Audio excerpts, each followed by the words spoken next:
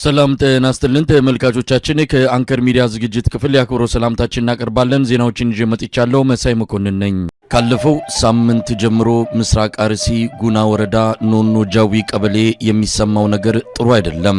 ጥቅምት 13 ረቡዕ ሌሊት በዚሁ ቀበሌ ነዋሪ የሆኑ የኦርቶዶክስ እምነት ተከታዮች የገጠማቸው በርግጥም እጅግ አሳዛኝ አጥንት ድረስ በሚዘልቅ ሐዘን የሚመታ ነበረ።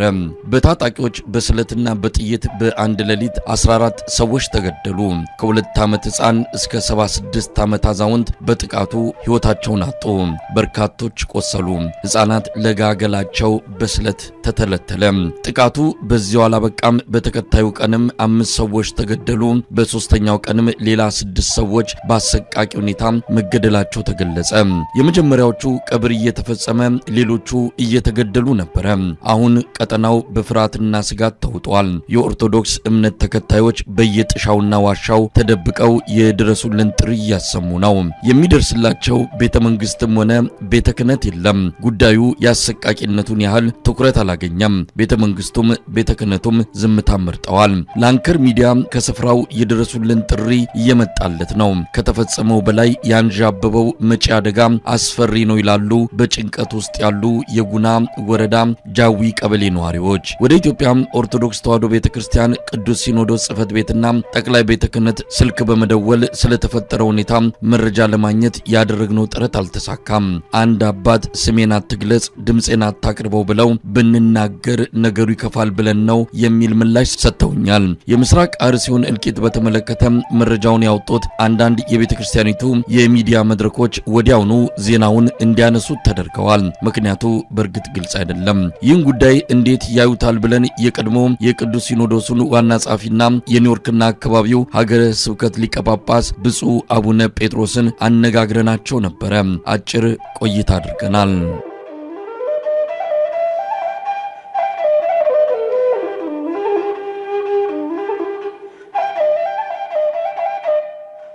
በስመ አብ ወወልድ ወመንፈስ ቅዱስ አሐዱ አምላክ እግዚአብሔር። አንተ ሁሉን አርቀህ የምትመለከት አምላክ ነህ። በዚህ ሰዓት የሚታረዱትን፣ የሚገደሉትን፣ የሚሰቃዩትን፣ የሚገረፉትን፣ የሚታፈኑትን አጠቃላይ በዚህ ቦታና ሰዓት በዚህ ጊዜና ሁኔታ ቆጥረን የማንጨርሳቸው መከረኞች ኢትዮጵያውያንን አንተ ታያቸዋለህ። ስለዚህ በዚህ ሰዓት ደግሞ የሞቱት፣ የተገደሉት፣ ያለቁት ወገኖቻችን በመንግስተ ሰማያት አሳርፋቸው። እሱ ሰማዕታት ናቸው፣ ቅዱሳን ናቸው። ነገር ግን ደግሞ ምድራችን እባክህ ከታላቅ ምሕረት የተነሳ ምድራችን ይቅር በላት፣ ምሕረት ቸርነት አይለየን። አሜን። የተወደዳችሁ የእግዚአብሔር ቤተሰቦች፣ እግዚአብሔር መቼም ሁሉን ያያል። ቸርነቱ ትልቅ ነው። የእሱ ቸርነት ስላለ ነው እንጂ እስካሁን በኢትዮጵያ ውስጥ ቁሞ የሚሄድ ሰው አይገኝም ነበር እንደሚደረገው እንደሚሆነው ነገር ሁሉ። ስለዚህ እግዚአብሔር ይህንን እንዲያስወግድ እና ምሕረትና ቸርነት በምድራችን እንዲያመጣ እንጸልያለን። እንግዲህ ወንድማችን እንጸልያለን እና እግዚአብሔር እናመሰግናለን። እንደምን አላችሁ እንደምን አላችሁ በያላችሁበት። እንግዲህ ወንድማችን እንዳልከው ነው። መቼስ ይሄ ጊዜ እኮ እንዴት አድርገን እንደምንጠራው ራሱ እኮ ግራ የሚያጋባ ነው። ዛሬ 10 ከነገ ወዲያ 15 ከዚያ ወዲያ ምን አሁን እኮ ቆጥረን የማንጨርሰው ነገር እኮ ነው እየተደረገ ያለው እና ይሄ ነው ብለህ ቃል እኮ ሊገልጥለት አይችልም። እንግዲህ በቤተክርስቲያን ታሪክ ዲዮቅልጥያኖስ የሚባል በጣም አስቸጋሪ ንጉስ ነበረ። ክርስቲያን ጠል፣ በተለይ ክርስቲያን የሆነውን ነገር በጣም የሚጠላ። አሁን ከዚያ የከፋ ነው። የአሁኑ ደግሞ ኦርቶዶክሳዊነት ክርስትና ሌላ ዘር ደግሞ ተጨምሮበት፣ ሌላ ደግሞ የፖለቲካ ጉዳይ ተጨምሮበት፣ ሌላ 3-4 ነገር ተደማምረውበት ነው። አንድ ሰው ሲገደል በአንድ ብቻ አይደለም የሚገደለው፣ 4-5 ስም ሰጥተው ነው የሚገድሉት። ስለዚህ ይሄ እጅግ በጣም አሳዛኝ ስለሆነ እንደው ዝም ብዬ ይህንን ሳስብ መዝሙረ ዳዊት መዝሙር 73 ላይ ተገለጠ። አቤቱ ስለምን ለዘወትር ጣልከን፣ በማሰማሪያ በጎች ላይስ ቁጣ ስለምን ተቆጣ? ቀድመህ የፈጠርካትን ማህበርህን የተቤዣሃትን የርስትህን በትር በእርሷ ያደርክባትን ጽዮን የሚለው ነገር ቤተክርስቲያን ተራራ አስብ የሚል ነው እና መዝሙረ ዳዊት መዝሙረኛው በቃ የእስራኤልን ሕዝብ ልክ አሁን ኢትዮጵያውያን እንዳሉበት አድርጎ ነው የሚመለከታቸው። ለምን ተውከን? ምንድን ነው ምክንያቱ የሚል ነው። አሁንም ይሄ ጥያቄ የኛ ጥያቄ ነው። ይህንን መከራ በየሀገሩ በየቦታው የሚደረግ በተለየ የኦርቶዶክሳውያን እልቂት ይሄው ተቆጥሮ የማያልቅ እንደውም አንድ ቃል መጣልኝ ሙቶ የማያልቅ ህዝብ ገሎ የማይደክም ስርዓት የሚል ሙቶ የማያልቅ ህዝብ ገሎ የማይደክም ስርዓት መቼ ነው ስለ ሞት ያልሰማንበት ቀን መቼ ነው ስለ እልቂት ያልሰማንበት ቀን መቼ ነው ሞትን እንደ አዝመ እንደ ፋብሪካ እንደ ልማት ቆጥረው በዚህ ቀን እንጋደላለን እያሉ በየቀኑ የሚፈክሩ የፖለቲካም የጦርም የሁሉም በአመራር ያሉ ሰዎች ያልተናገሩበትና ያልገደሉበት ቀን መቼ ነው? ትልቁ ጥያቄ ተገዳዩ ማህበረሰብ መቼ ነው የሚነቃው? አላቂው ህዝብ መቼ ነው የሚለቃው ነው እንጂ እሱማ እኮ ምንም በቃ በረሃ ውስጥ ተቀምጠው ምንም ነገር ዓለምን ንቀው የተቀመጡትን እኮ በጣም ሰው ጥለዋቸዋል። እንኳንስ ቤት ሰርተው በሰላም የሚኖሩትን በዋሻ ውስጥ የሚኖሩት ሁሉ እኮ ታርደዋል። መታረድ አይደለም ሰውነታቸው ተበጣሱ ጥሏል።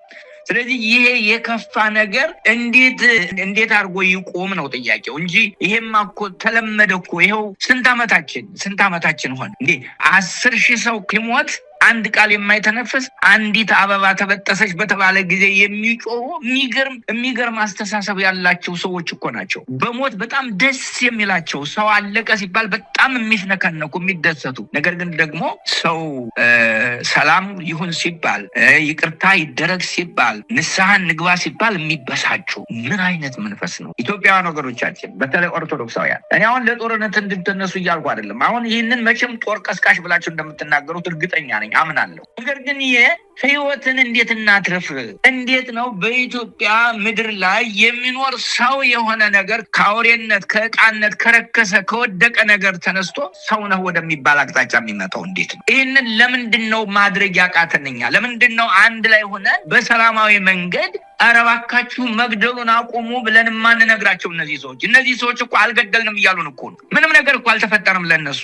10 ሰው 20 ሰው ይሄ ምን አለው? እንደ አንድ ሳንቲም እኮ ነው ለነሱ። ስለዚህ እኔ የዚህ መንግስት ወይም ደግሞ የዚህ በመሪነት ደረጃ ያሉት በፖለቲካም ደረጃ ያሉት እኔ ሁሉንም ነው በነገራችን ላይ በፖለቲካ ያሉትም በተቃዋሚም በምንም ያሉትም ከዚህ የተለዩ አይደሉም። አሁን በኢትዮጵያ ምድር ያለው ማንኛውም ነገር በገዳይነት የተሰማራ ነው። ምንም አይነት ከገዳይነት የወጣ ነገር የለም።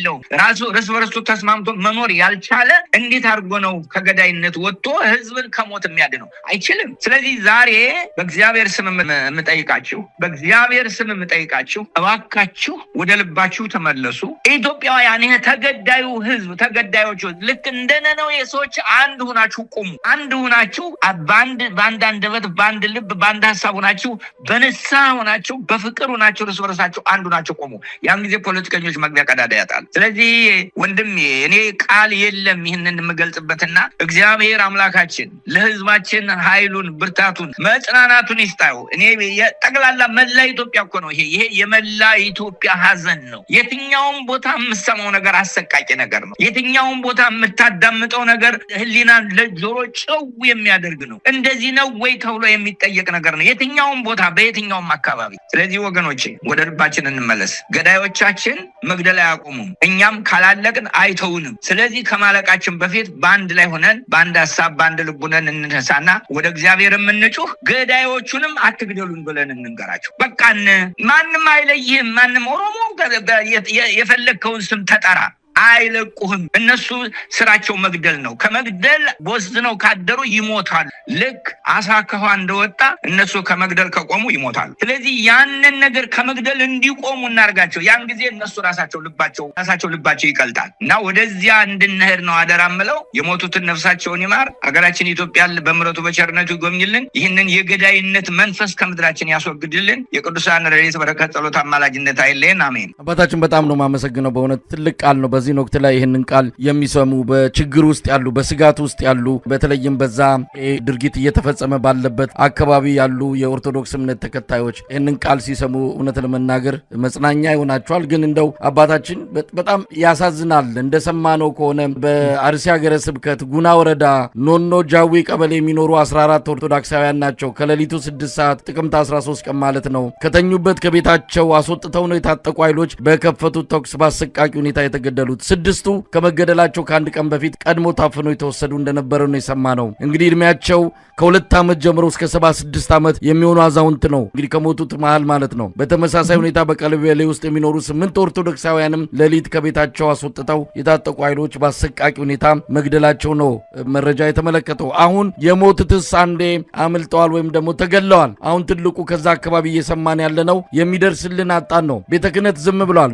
ሲኖዶሱ ስለዚህ የሚናገረው ነገር የለም። አገዛዙ በዚህ ጉዳይ ላይ አንዲትም ቃል መተንፈስ አልፈለገም። ይልቅስ ሰላም ነው አገሪቱ የሰላም አየሩን እያጣጣመች ነው በሚል የማዘናጊያ መልእክቶችን ነው ከየቦታው እያሰራጩ ያሉት። እስቲ አሁን በስጋት ላይ ላሉትስ ምን መልእክት ያስተላልፋሉ አባታችን?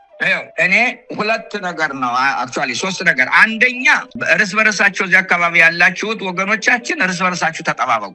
በደግፉ ሰው ሲገድሉ የምታውቋቸው ሰዎች አቆሙ ብላችሁ ለምኑ። አንድ የሆነው። ሁለተኛ እንደውም ይሄን አንደኛ ባረገ ይሻለኛል። እግዚአብሔር ብቻ ነው በዚህ ላይ ያለን አመለካከት። እግዚአብሔር ብቻ ነው። አቤቱ ማረን ለዘወትር አልፈን በመሰማሪያ በጎች ላይ ቁጣን ስለምን ተቆጣ የሚለውን እግዚአብሔርን እናስቸግር። በእግዚአብሔር ፊት ልባችን እናፍስ። አንድ ሆነን አንድ ሐሳብ አንድ ልብ ሆነን እና ይሄ ትልቁ ነገር ነው። 3ኛው ደግሞ አጠቃላይ ዓለም አቀፉ ማህበረሰብ በዚህ ጉዳይ ላይ መንቀሳቀስ አለበት። በተለይ በዚህ በውጭ ሀገር ያለው ኢትዮጵያዊ ይህንን ነገር ማስቆም አለባቸው።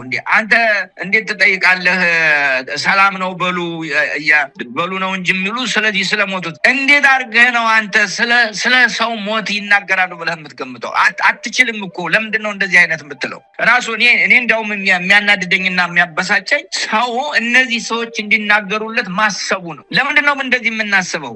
እኛ ከምናስበው ውጭ በሆነ አስተሳሰብ ውስጥ ያሉ ሰዎች እኮ ናቸው። እንደው ይቅርታ እንደ ትክክለኛ ሰው ካሰቡ የተለየ ነገር ነው የሚሆነው። ስለዚህ እንደ ትክክለኛ ሰው የሚያስቡ ሰዎች አይደሉም።